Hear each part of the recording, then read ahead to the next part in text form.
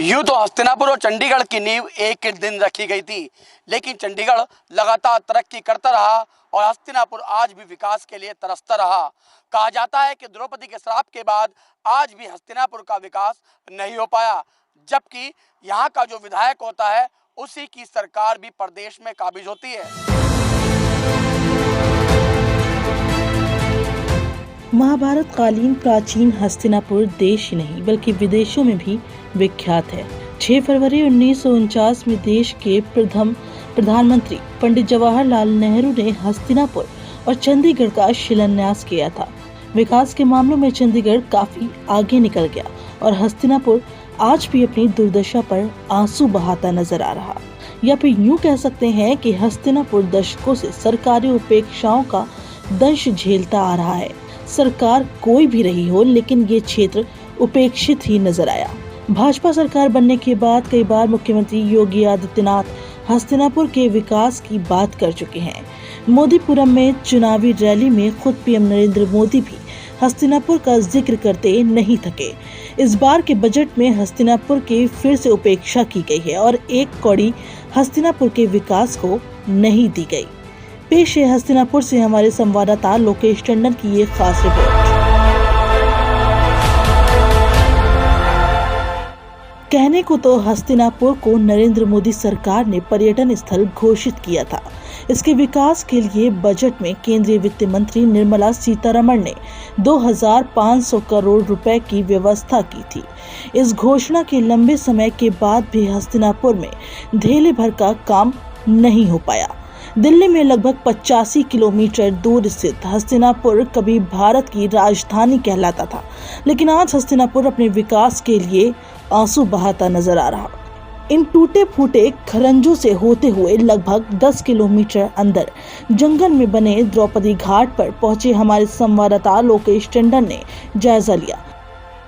इन टूटे फूटे रास्ते और जंगलों से होकर गुजरते हुए इस वक्त हम पहुंचे हैं द्रौपदी घाट पे। कहा जाता है कि द्रौपदी इसी घाट पे स्नान किया करती थी और इसी घाट पे द्रौपदी समा गई थी।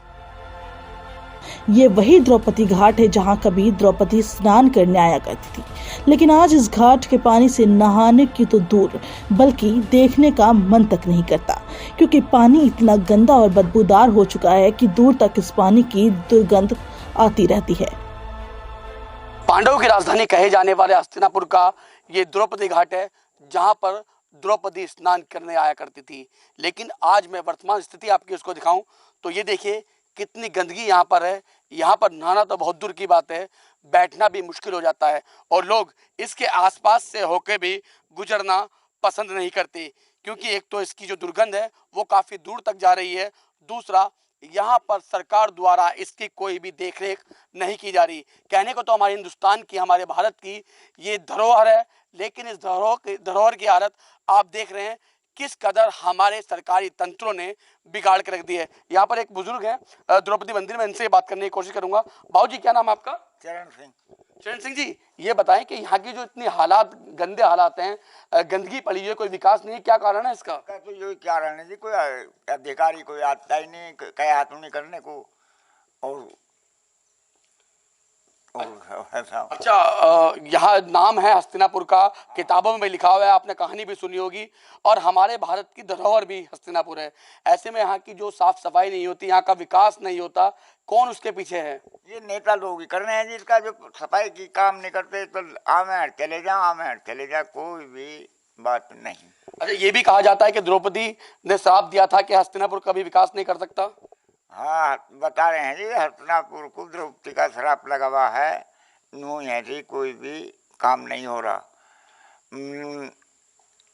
योगी भी आया 2 बार, योगी ने भी जो लगाया आने के बहुत सामान पैसा खर्च हुआ उनके रोकने के, उनकी वजह से कोई यहाँ तक ना योगी आया ना मोदी आया, कोई नहीं आया है। अच्छा, तो ये बताए, ये द्रौपदी जो मंदिर है हस्तिनापुर से 6 किलोमीटर अंदर है, तो यहाँ तक आने का कोई रास्ता भी बना हुआ नहीं है? नहीं जी, रास्ता कोई है लोग का, कोई रास्ता नहीं। 6 किलोमीटर है, रास्ता कोई नहीं बना हुआ। तो कैसे टूटे फूटे रास्तों से आना पड़ता सबको? टूटे फूटे रास्ते से जाना पड़ा है। तो जो बाहर से पर्यटन आते हैं, जो घूमने के लिए यात्री आते हैं, वो कैसे आते हैं फिर? मैं तो जी बस ऐसे ही आवे अपना पैदल ही।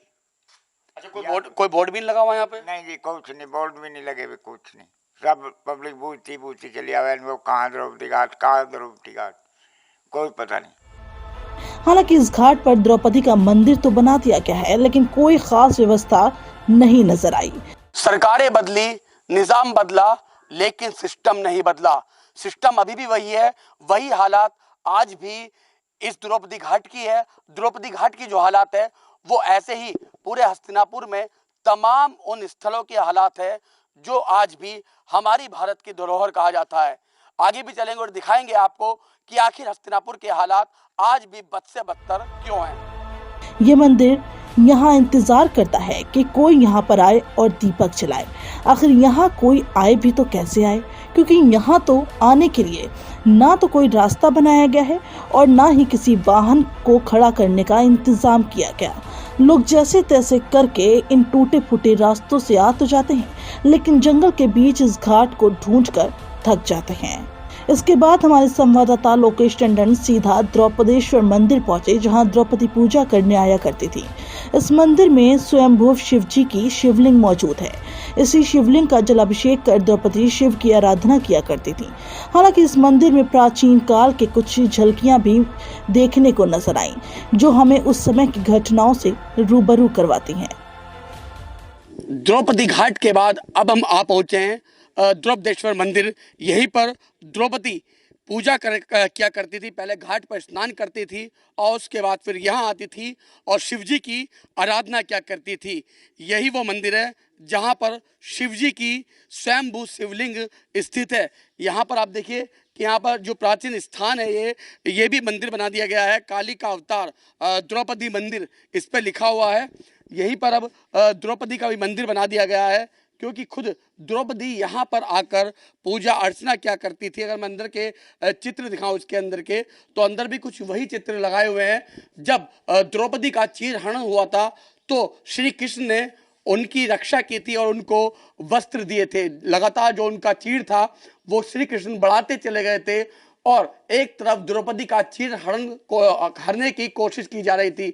तो वही सब चित्र भी इसके अंदर बनाए हुए हैं और यहीं पर शिव जी की स्वयंभू शिवलिंग भी स्थित है। यहाँ पर यहीं पर पूजा अर्चना करने द्रौपदी आया करती थी। यहाँ पर कुछ जो यहाँ के पुराने लोग हैं, जो अध्यक्ष हैं इस मंदिर कमेटी के, उनसे ही बात करने की कोशिश करेंगे और जानेंगे कि आखिर इस मंदिर का इतिहास क्या है। क्योंकि लिखा हुआ तो 7200 साल है यहाँ पर, लेकिन विकास के नाम पर कुछ नहीं है यहाँ। क्या नाम आपका? राजेंद्र कुमार रस्तोगी। राजेंद्र जी, इस मंदिर का क्या इतिहास है, क्या मान्यता मानी जाती है मंदिर की? इसकी मान्यता मानी जाती है, शंकर भगवान का जो शिवलिंग है ये स्वयंभू है और इसकी बहुत बड़ी मान्यता है। जो भी यहाँ सच्चे मन से आके प्रार्थना करता है उसकी प्रार्थना पूरी होती है, उसकी मान्यता पूरी होती है। अच्छा, विकास की अगर बात करें तो 7200 साल पुराना ये मंदिर है। द्रौपदी पूजा यहाँ करती थी, स्वयंभू शिवलिंग भी यहाँ पर है, लेकिन विकास यहाँ नहीं है। ना कोई रास्ते यहाँ पर हैं और ना ही किसी को पता है कि यहाँ पर द्रौपदी का मंदिर भी है। हाँ, उसका विकास ना होने का कारण ये है कि कोई भी जो राजनेता हैं अपने यहाँ वो भी नहीं आते और ना ही प्रशासन इसे सपोर्ट कर रहा। उसकी वजह से जैसे यहाँ लाइट नहीं है उसकी वजह से दिक्कत है। जब ये वाला रास्ता भी नहीं है, ये नहर वाला रास्ता थोड़ा गड़बड़ है। जब ये यहाँ कुछ होगा तो यहाँ इसकी तरक्की होगी यहाँ। तो अच्छा, क्या कारण है, क्यों यहाँ पर अधिकारी नहीं आते, क्यों यहाँ पर नेता नहीं आते? और लाइट भी यहाँ नहीं है, कोई विकास यहाँ नहीं है। लाइट बहुत कोशिश की गई इसके वास्ते भाई। यहाँ लाइट जो अपने यहाँ अनिल सारस्वत जी आज के टाइम में इसके अध्यक्ष हैं, उन्होंने भी बहुत कोशिश कर रहे, वो भी इसके वास्ते। और अब ये लाइट के वास्ते हो सके कि अब मंजूरी हो जा। अच्छा, आप अध्यक्ष हैं? मैं पहले अध्यक्ष था, पूर्व अध्यक्ष हूँ, वर्तमान में अनिल सारस्वत जी हैं। तो बिल्कुल कोशिशें बहुत की, प्रयास बहुत हुआ, लेकिन विकास नहीं हुआ। वजह साफ है, राजनेता यहाँ नहीं आते, अधिकारी सिर्फ खाना पूर्ति करते हैं, कागजों में वो विकास बना देते हैं, लेकिन जमीनी हकीकत ये क्या है वो हमने आपको साफ दिखाई है। यहाँ पर तमाम तरह की चीज़ें हैं, जो हमारी प्राचीन धरोहर है वो भी है, लेकिन उनकी देखरेख नहीं की जा रही है। आगे भी चलेंगे, आपको दिखाएंगे हस्तिनापुर के जुड़े हुए वो साक्ष्य जो आज भी हमारे भारत की एक धरोहर है। द्रौपदेश्वर मंदिर के बाद एलटीवी की टीम ने सीधा रुख किया पांडेश्वर मंदिर का। ये वही पांडेश्वर मंदिर है जहां पांचों पांडव मिलकर पूजा किया करते थे। ये जो पेड़ आप देख रहे हैं तस्वीरों में, ये वही पेड़ है जिसको सालों पहले भीम ने अपने हाथों से लगाया था। इस मंदिर में तमाम वो साक्ष्य मौजूद हैं जो कि हमारे भारत की अमूल्य धरोहर है, लेकिन ये सब दंश झेल रही हैं सरकार की उपेक्षाओं का। हस्तिनापुर के लोगों की माने तो द्रौपदी के श्राप के कारण यहाँ का विकास नहीं हो पाया। कहने को तो हस्तिनापुर की राजनीति भी अलग ही महत्व रखती है। माना जाता है कि जिस राजनीतिक पार्टी का विधायक हस्तिनापुर से जीता है, प्रदेश में भी सरकार उसी पार्टी की बनती है, लेकिन बावजूद इसके कोई भी सरकार पांडवों की राजधानी को द्रौपदी के श्राप से मुक्ति नहीं दिलवा पाई। सरकार ने इस जब गुफा को ऐसे ही छोड़ दिया तो पांडवों की वो सारी मेहनत तो खराब हो गई, लेकिन साथ ही साथ हमारे देश की एक बड़ी धरोहर भी बेकार हो गई। लेकिन सरकार को सोचना चाहिए ऐसी धरोहरों को संजो कर रखने के लिए, और इस धरोहर को फिर दोबारा डेवलप करने के लिए सरकार को कोई ना कोई रणनीति जरूर बनानी चाहिए। अभी देखिए, जो तमाम जो लोग हैं वो इस गुफा में जाने की कोशिश भी कर रहे हैं। छोटे छोटे बच्चे भी हैं, महिलाएं भी हैं, वो इस गुफा में जाने की कोशिश जरूर कर रहे हैं, लेकिन रास्ता बंद है और उनको रास्ते की जगह मिली तो सिर्फ निराशा, क्योंकि काफी दूर दूर से लोग यहाँ पर आते हैं, दर्शन करने आते हैं, गुफाएं देखने आते हैं और पांडवों के मंदिर भी आते हैं, लेकिन पर्यटन स्थल के नाम पर यहाँ पर सिर्फ और सिर्फ कुछ नहीं, यहाँ सब कुछ बर्बाद कर दिया गया है, कुछ भी संभाल कर नहीं रखा गया है। अब देखना ये होगा कि क्या योगी का तिलिस्म द्रौपदी के श्राप से हस्तिनापुर को मुक्ति दिला पाता है या फिर नहीं। पांडवों की राजधानी कहे जाने वाला हस्तिनापुर आज भी विकास के लिए तरस रहा है। हस्तिनापुर के फिल्म सिटी में शामिल होने की घोषणा के बाद अब लोगों को उम्मीद है कि हस्तिनापुर का विकास जरूर होगा। ऐसे में देखना होगा क्या योगी सरकार द्रौपदी के श्राप के इस तिलिस्म को तोड़ पाती है या नहीं।